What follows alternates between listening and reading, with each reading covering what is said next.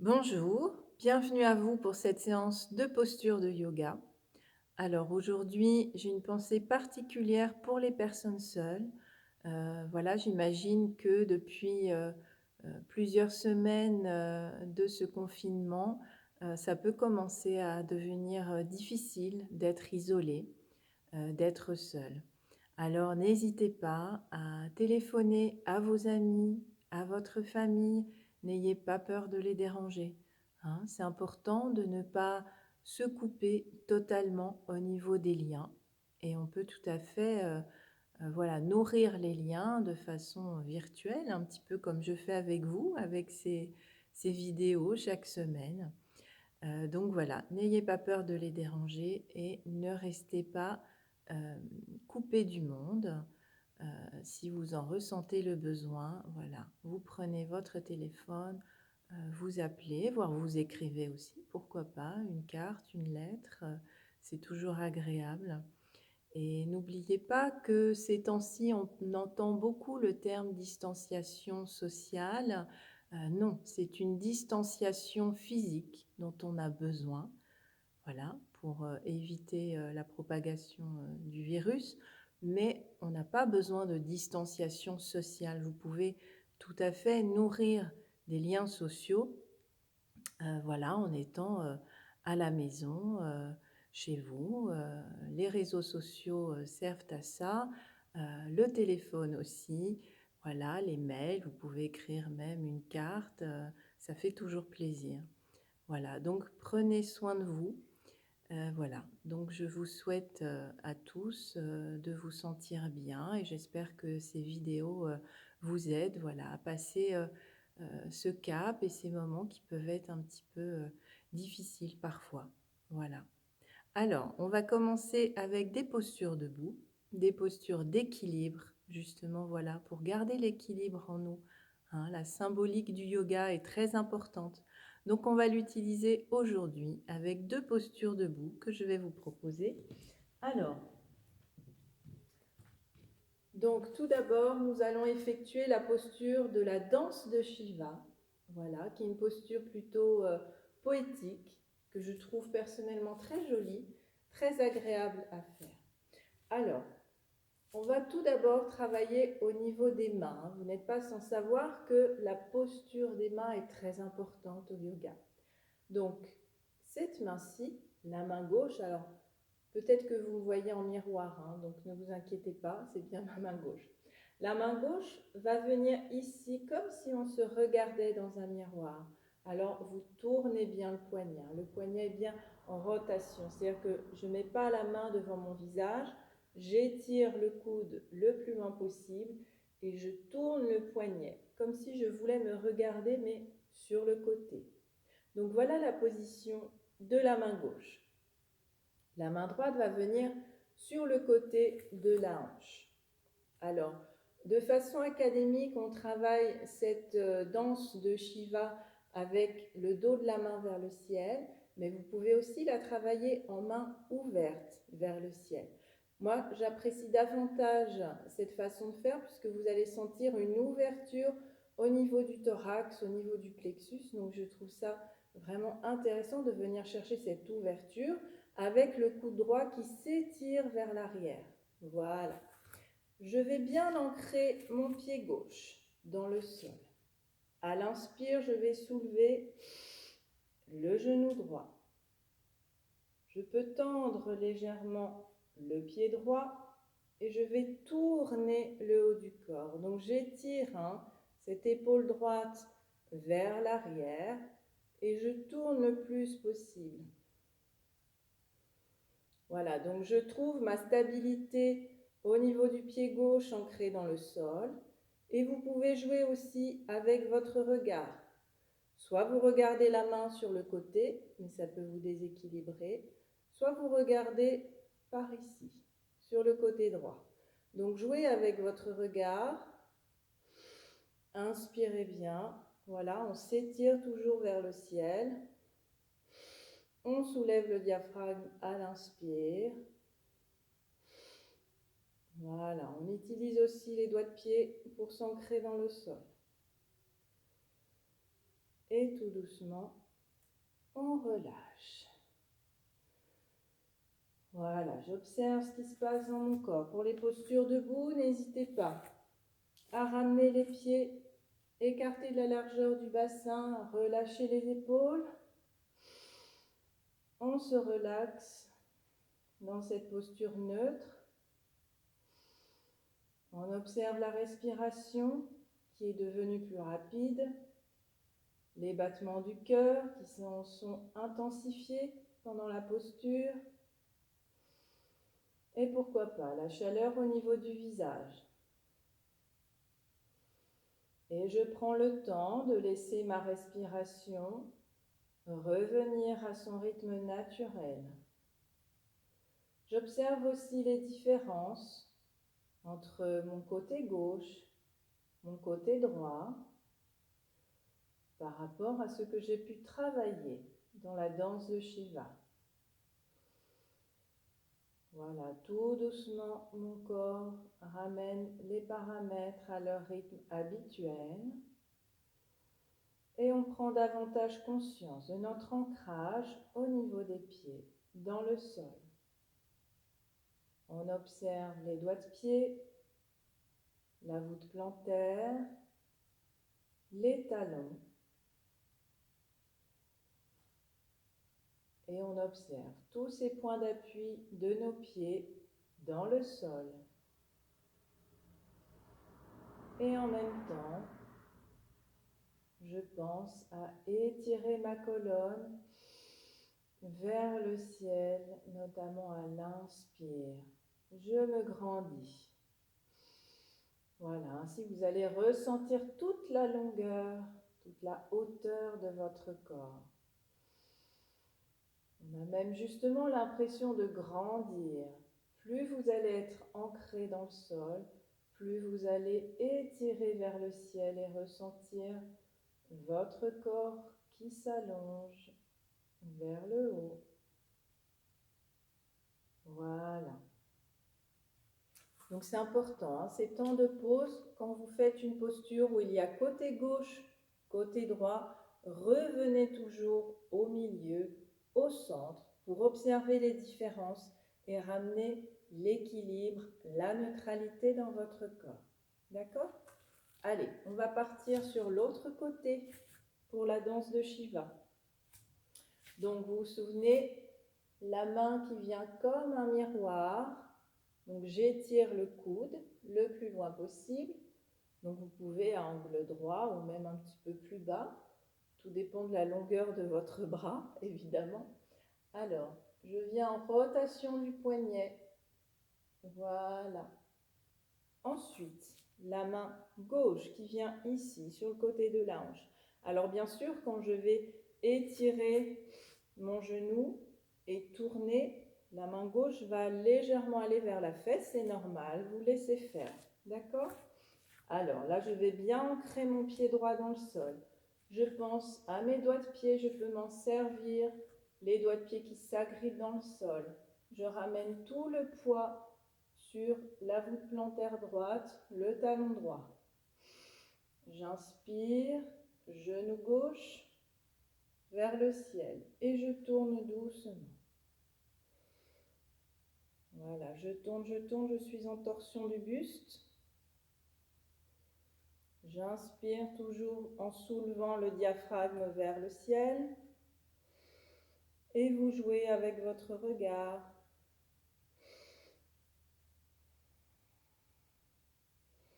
Voilà, ressentez l'ancrage dans le sol et en même temps l'étirement vers le ciel.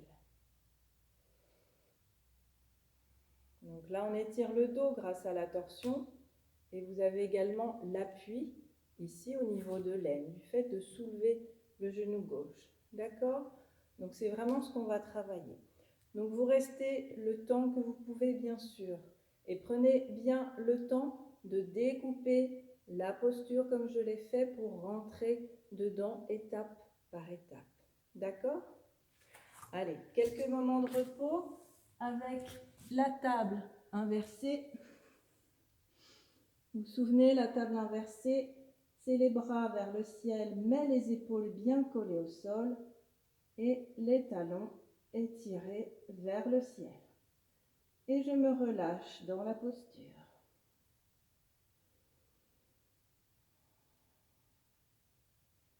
Donc la table inversée est très intéressante à effectuer après les postures debout. Ainsi, vous avez davantage de légèreté dans les pieds, dans les chevilles, dans les jambes, avec l'afflux de sang qui revient vers le bassin et vers la tête.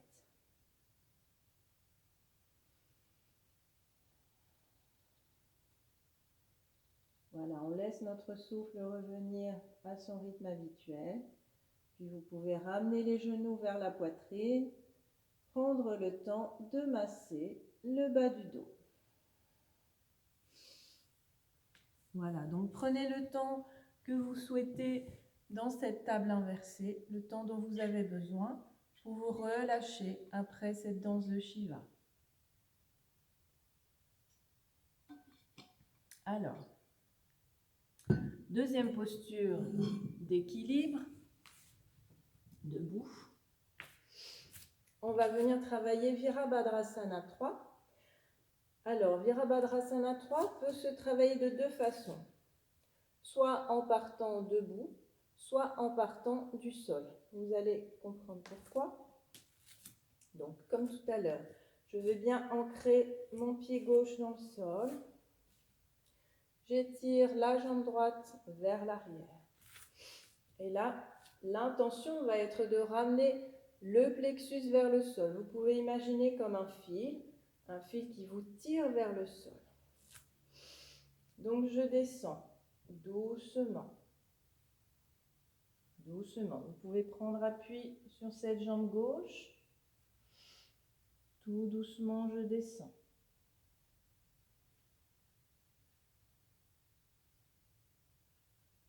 Voilà. Donc, j'étire le talon. Et ensuite, vous pouvez poser les mains dans le sol. On étire la tête légèrement vers le ciel. Ça va vous aider à étirer le nerf sciatique du côté gauche. Là, ici, j'étire les ischio-jambiers.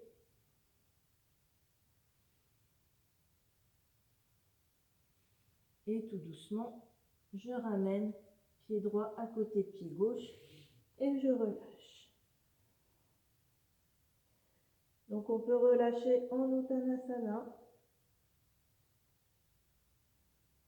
On n'oublie pas de remonter doucement en déroulant la colonne. Alors, Virabhadrasana 3, on peut bien sûr la commencer en partant d'en bas. Donc pour mes élèves qui suivent mes cours, on l'avait faite justement dans la dernière salutation au soleil, je pense que vous vous en souvenez. Donc, j'ai les pieds bien dans le sol, je ramène donc au départ ventre contre cuisse, je pose les mains vers l'avant et je viens étirer le talon. Et je relève la tête à l'inspire. Voilà, donc on sent bien sûr, on observe les muscles qui s'étirent. On respire profondément.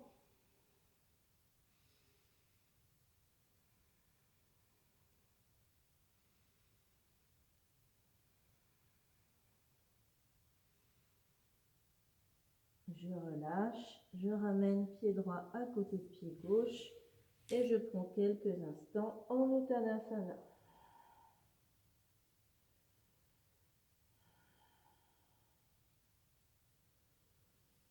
Et je remonte en déroulant lentement. Alors, avant de passer à l'autre côté, vous pouvez vous allonger en Savasana. Je relâche tout le corps dans le sol.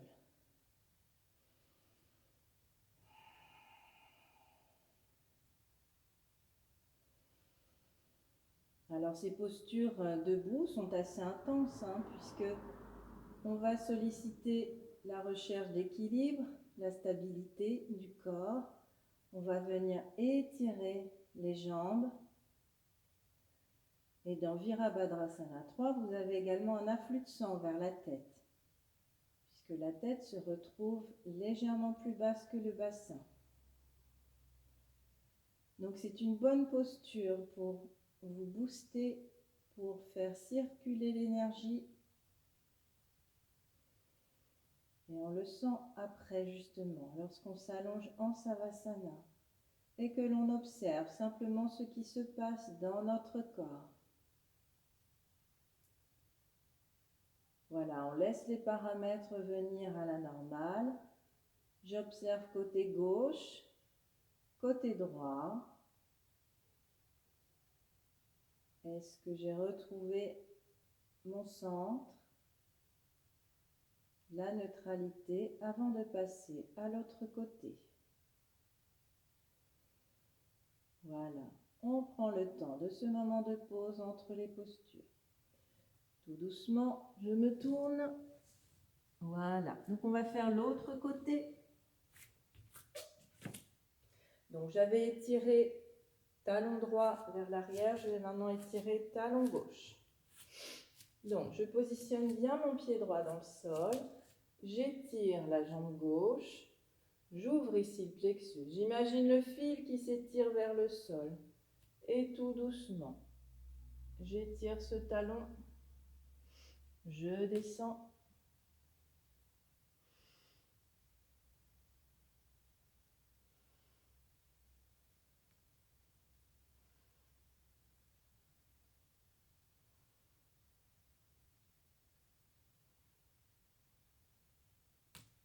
Et je viens poser les mains. Voilà, donc prenez le temps dont vous avez besoin. Si vous perdez l'équilibre, vous reprenez la posture depuis le début et vous prenez le temps de descendre. Donc là, je sens ici, ça tire jusque dans le nerf sciatique. Avec la jambe gauche, j'étire mes ischio-jambiers. J'ai un appui sur l'aine droit et l'afflux de sang vers la tête. Donc vous pouvez relever légèrement la tête. Et je ramène pied gauche à côté de pied droit. Et je relâche quelques instants en Uttanasana.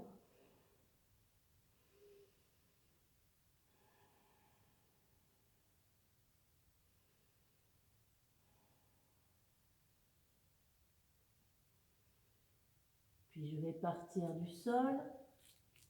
Je remets bien mon pied droit. J'étire talon gauche.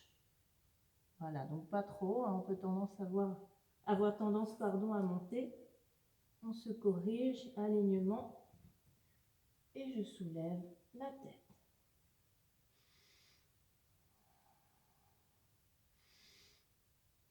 Respirez profondément.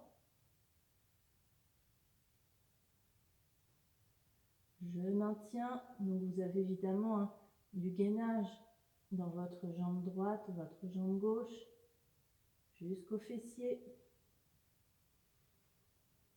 Et je ramène pied gauche à côté de pied droit. Uttanasana, le temps de remonter doucement. Voilà. Donc Uttanasana, c'est important de la faire après. Ça vous permet de prendre le temps de défaire la posture. D'accord ? Hein ? C'est toujours bien de prendre son temps pour défaire les postures. Alors, donc je me mets comme ça, puisqu'on va passer à une posture. Donc, alors pas assise, puisque je n'ai pas les fesses dans le sol. Voilà, donc on va faire la posture de la guirlande, que j'appelle souvent grenouille, parce que c'est plus parlant. Voilà, donc on vient positionner nos pieds en ouverture, en oblique. Je ramène mes coudes à l'intérieur des genoux. Je vais m'aider des mains, donc je vais coller mes mains et venir écarter doucement les genoux, comme si je voulais ramener les mains justement vers le milieu. Donc ça va vous aider à ouvrir ici, à étirer les adducteurs. Si vous en ressentez le besoin, prenez un coussin. Mettez le coussin sous vos fesses, parce que parfois vous pouvez avoir tendance à partir vers l'arrière. Donc le coussin va vous aider à trouver plus de stabilité. Voilà, je me centre et tout doucement, j'étire les genoux sur les côtés. Donc en même temps qu'on assouplit les adducteurs, on se relâche au maximum. Alors évidemment, vous allez travailler ici votre coup de pied. On étire la cheville en douceur.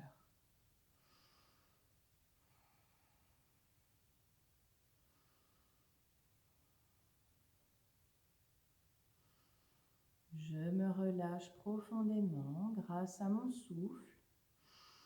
J'inspire et à l'expire, je pense assouplissement, relâchement, ouverture. Donc je peux creuser entre les dos omoplates. Voilà, avoir cette intention de creux entre les omoplates va vous aider ici à ouvrir. Parce que le but là, c'est vraiment de ne pas rester les épaules rentrées, mais petit à petit de retrouver, voyez, son axe, comme si on avait un trait ici qui passe à travers le nez, le plexus solaire, et un autre axe ici à travers les épaules. Donc on étire, voilà, doucement sur les côtés. On est dans l'observation de notre souffle, de ce qui se passe dans notre corps. Donc bien sûr, on ne force pas, on est dans la douceur. Chacun fait selon ses capacités. On a tous des corps différents. On a tous une morphologie qui nous est propre. Donc on respecte le rythme de notre corps. Et on est dans la douceur avec notre corps.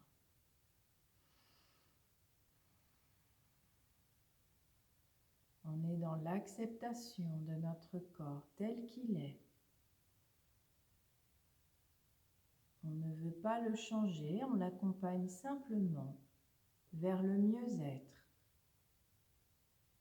Donc j'accompagne mon corps dans cet étirement en douceur, dans le respect, dans l'amour.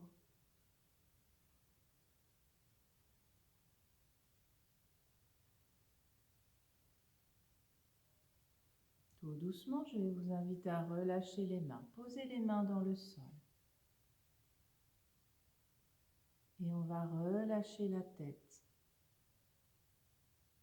Comme si la tête était un poids très lourd. Je relâche la tête.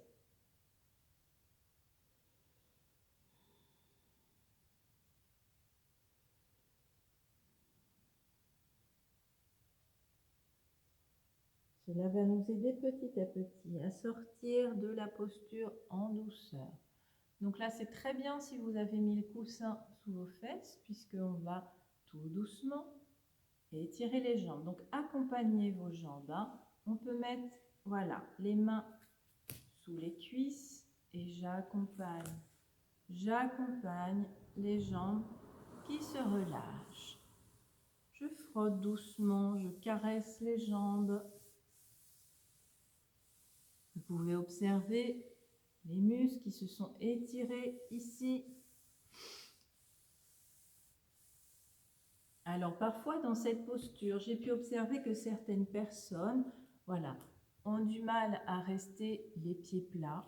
Donc vous pouvez évidemment travailler cette même posture sur l'avant des pieds.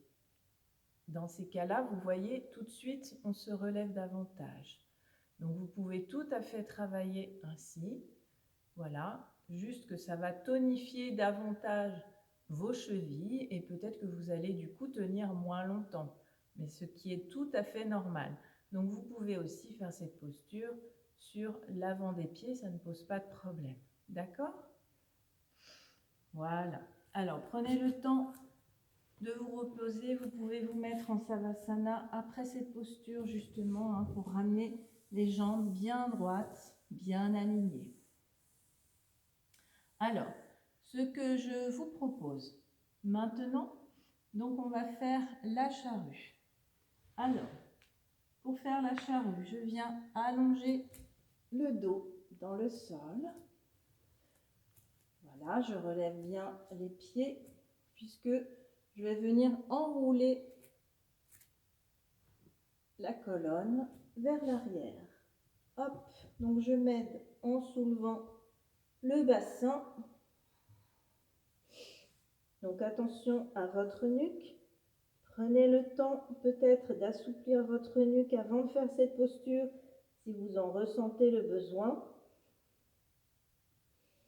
Donc j'appuie doucement ici. Je peux mettre même mes bras sur mes coudes afin d'étirer le dos. Je pose les pieds derrière et j'en profite pour étirer davantage les mollets. Donc vraiment, on tire sur les talons qui vont le plus loin possible.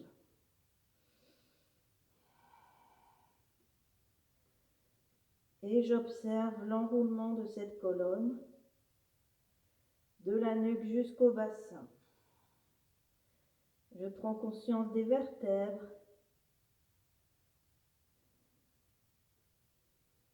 Je sens l'alignement de ma colonne. Je sens les courbes de ma colonne.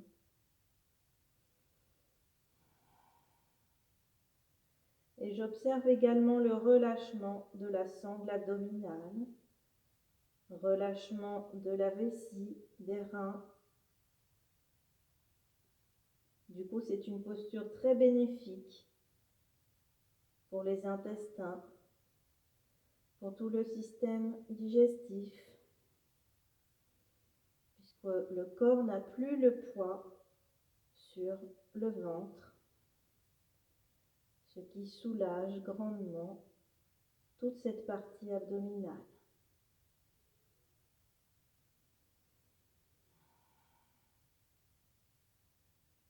Donc je prends le temps de détendre, de relâcher la nuque pour sortir de la posture. Je prends le temps. Si vous pouvez vous ramener les genoux au-dessus de la tête, voilà, je défais mes bras. Je garde les jambes le plus droit possible jusqu'à ce que le bas du dos vienne coller au sol. Et je replie les jambes. Hein, ça vous permet d'éviter de basculer et de vous faire mal ainsi en défaisant la posture. Et là, je viens masser le bas du dos. On prend le temps de se bercer.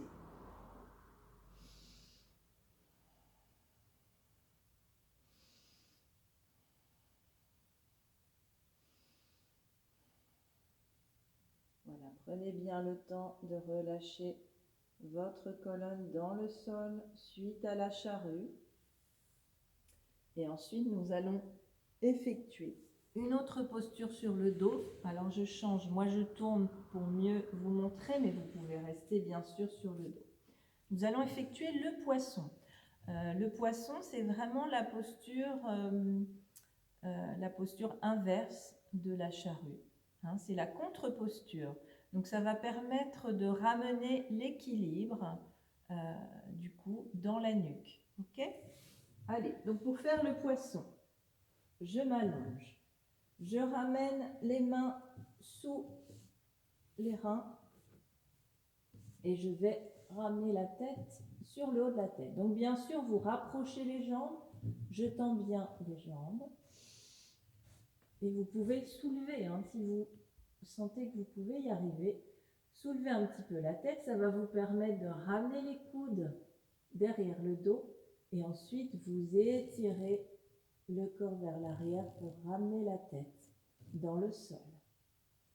Donc voilà la posture du poisson. On est en ouverture du plexus, ouverture du cœur. Et pour la respiration, on va inspirer par le nez et on expire par la bouche en serrant les dents et en faisant le son ch. D'accord?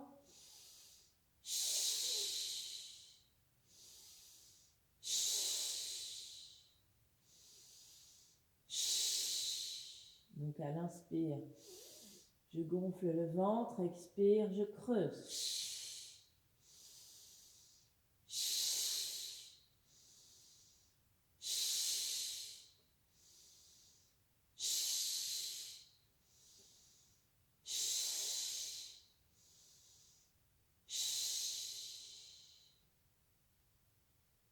Voilà, donc on a une agréable puissance grâce au souffle. On sort tout doucement de la posture, donc n'hésitez pas à tourner la tête. Voilà, je relâche les bras et je reste quelques instants en Savasana. Alors prenez le temps de vous allonger en Savasana, de rester bien dans la détente et observer ce qui se passe dans votre corps. Si vous avez bien fait la respiration, vous allez observer justement davantage d'oxygénation dans votre visage, dans les sinus, et puis aussi une ouverture au niveau du thorax, du cœur, et un équilibre au niveau de la nuque, puisqu'on a fait la posture de la charrue et la contre-posture, donc avec le poisson.